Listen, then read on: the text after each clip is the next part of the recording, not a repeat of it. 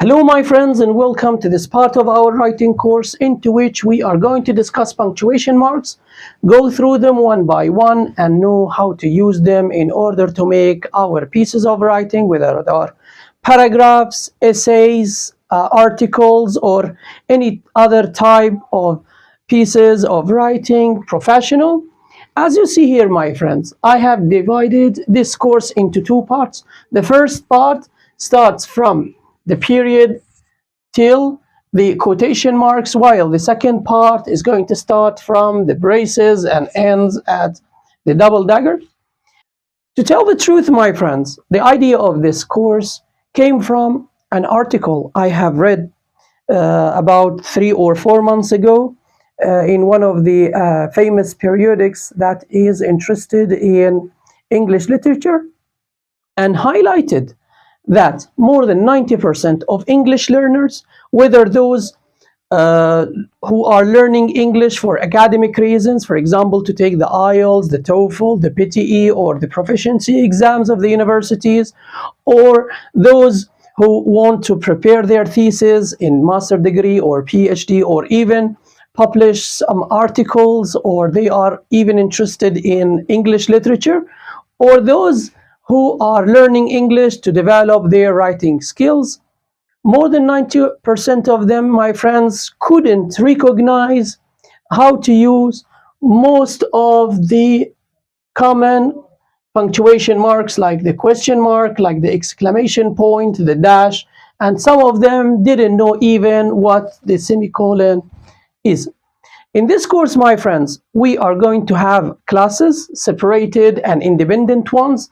In each class, we are going to take one of these punctuation marks in isolation, study it, dissect it into depth, and know when to use it and when not to use it, and the most common mistakes some students have been making in the IELTS, PTE, TOEFL, and proficiency exams, or those who are publishing their articles in the most famous periodics in the world. Now, my friends, which one of these punctuation mark we are going to talk about today? I will give you the choice to choose. Well, correct. We are going to talk about this one. Now, my friends, let's start talk about it and dissect it into depth.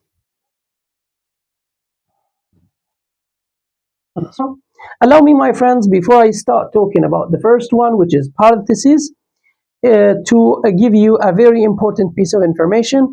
It is that our class today is going to be very important for those who want to be professional writers, whether those writers are interested in writing scientific articles or theses to be professors or professor assistants, or those who are interested in English literature and want to be novelists or playwriters, or let's say storytellers.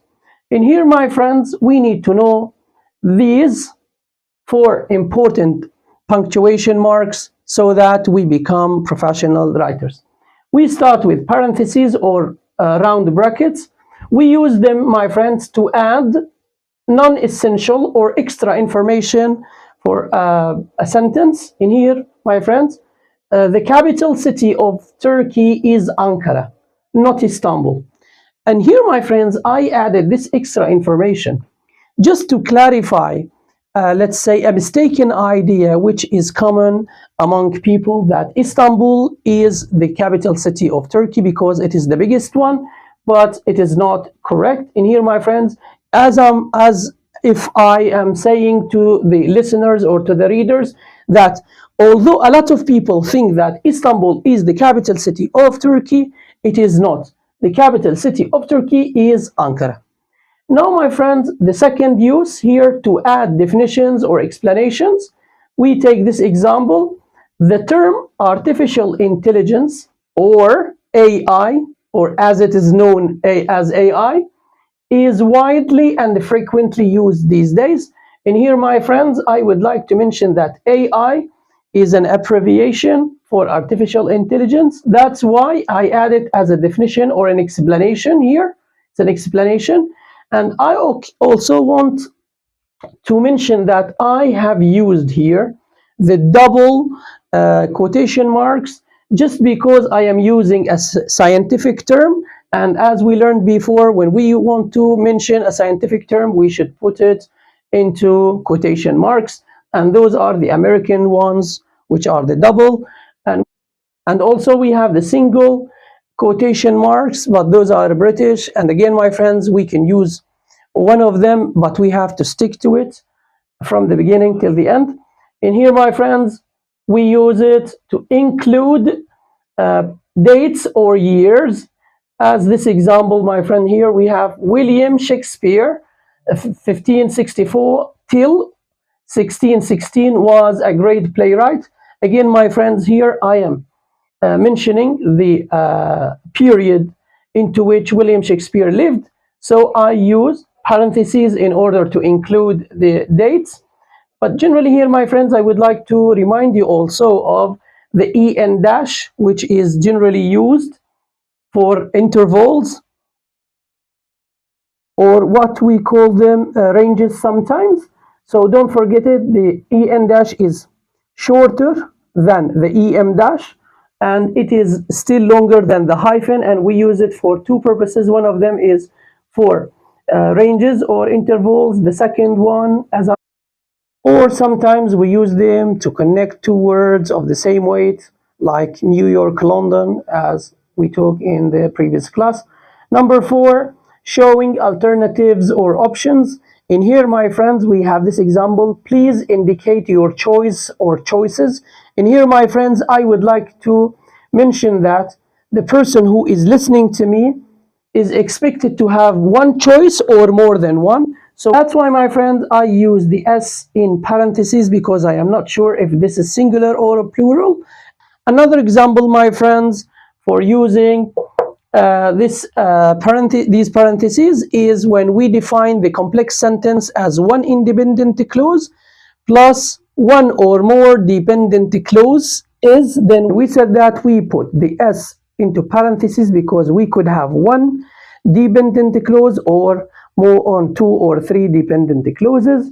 The fifth here use, my friends, is we use it to add personal comments or afterthoughts. Like this example, the movie was amazing, in my opinion.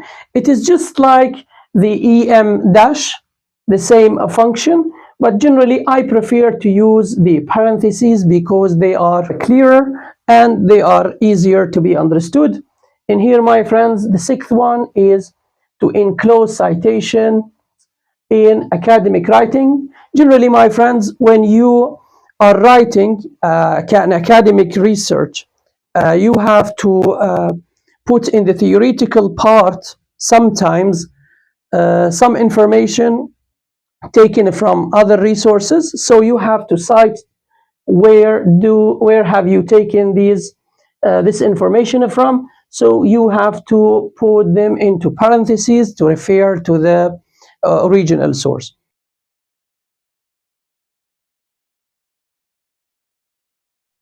Well, that's it for today. My friends, I hope that you have enjoyed watching this video and learned how to use the punctuation mark we explained today. And I hope, my friends, that in the future you are going to be capable of using this punctuation mark correctly and precisely and accurately in the pieces of writing you are going to go through in the future. Again, my friends, allow me before I finish this class to remind you of the importance of punctuation marks course for all English learners, whether those who are preparing for their TOEFL, IELTS, PTE, or proficiency exams, or those who are writing their thesis, articles for PhD and master degree. And also, my friends, for those who are looking for a good job and to improve their careers, which are related to writing. For us, my friends, the English people, punctuation marks are very important, so be careful while using them.